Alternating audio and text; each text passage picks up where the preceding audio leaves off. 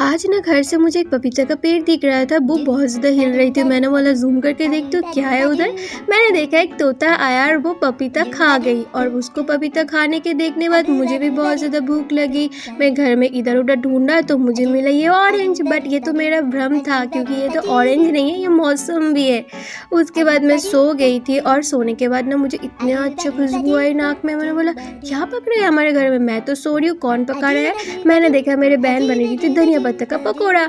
और क्या, मैं शुरू हो गई। मैंने बोला मैं झटाफट से चाय बना लेती हूँ, और चाय और पकोड़ा का कॉम्बिनेशन इवनिंग में जम जाएगी।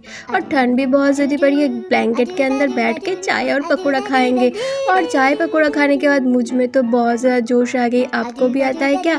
उसके बाद ना थोड़ी देर बाद आंटी आए हमें इनवाइट करने के लिए, क्योंकि उनके घर पूजा है। तो बोला आप भी दो चार हाथ लगा दो और पकोड़ा खा लो, क्योंकि पकोड़ा इवनिंग में और चाय के साथ तो जम ही जाएगी। आप भी टेस्ट कर लो, बहुत ज़्यादा मज़ेदार है। ऐसा ही था हमारा कल का इवनिंग।